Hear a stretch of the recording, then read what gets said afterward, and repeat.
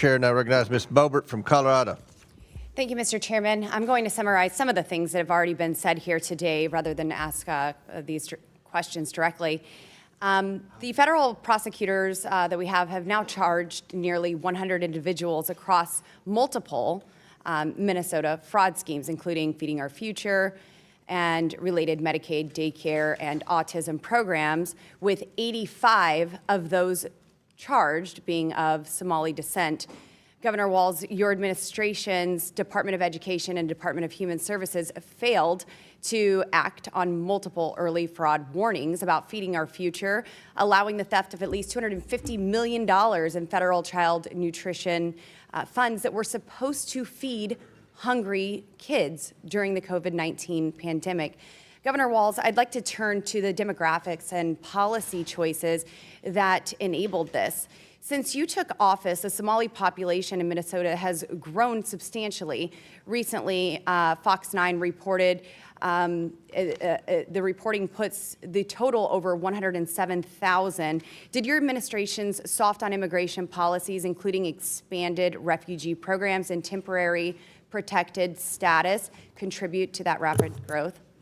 I couldn't speak to why people moved to Minnesota, other than it's a great place to live. It could be a sanctuary policy and refugee programs and temporary protected statuses.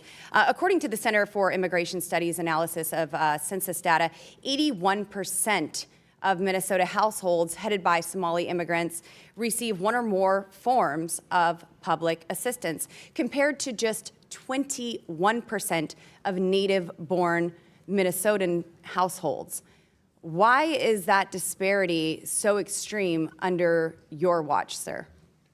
I can't speak specifically, Congressman, but I would anticipate that new generation immigrants, whether they be Norwegian or whether they be Hmong or whether they be Somali, probably on the front end as they're establishing home ownership, education. I think we should be bringing folks to our country that are going to contribute and not just siphon off of the tax dollars of American citizens.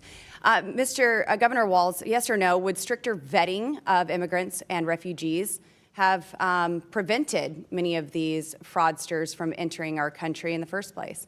I wouldn't have any way to know that. Do you agree with stricter vetting processes for those who are coming to our country? I don't care where you're coming from. If you commit fraud, you're going to jail in Minnesota. That's what I care about, and that's what I'm here for. Yes or no, should Somali immigrants or any other immigrants who defraud American taxpayers and steal funds intended for hungry children be deported immediately? That's a decision for the federal government. You're responsible for immigration. Governor Walz, do you know who Victoria Eileen Harwell is? I do not believe I do. What about American Mafalda Tyer? I don't believe I do. There. These are Minnesota women who were brutally killed by illegal aliens in your state. You don't know who they are, so I would also assume that you did not attend their vigils or speak out to their families when they were brutally killed by illegal aliens. I'm not familiar with both of these, no, Congresswoman. No, just the hard-hitting CNN ones.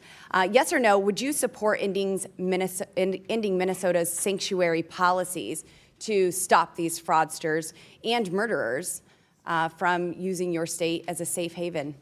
Well, as I said on June 12th, we don't have sanctuary policies, and Tom Holman reiterated that here in the past few weeks that we do not either, and that we are cooperating as required.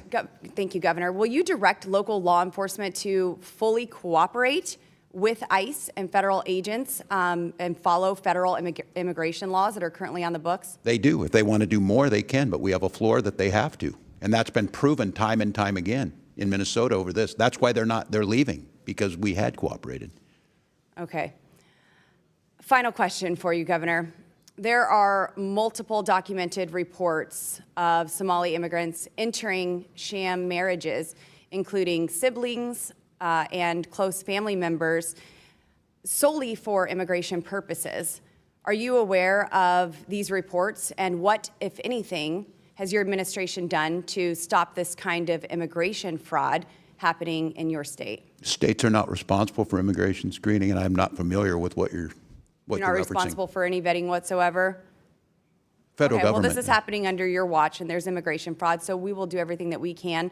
And hopefully you allow your local law enforcement officers to coordinate with federal agents when we are going after these immigration fraudsters. As we do. Governor. Thank you, Madam.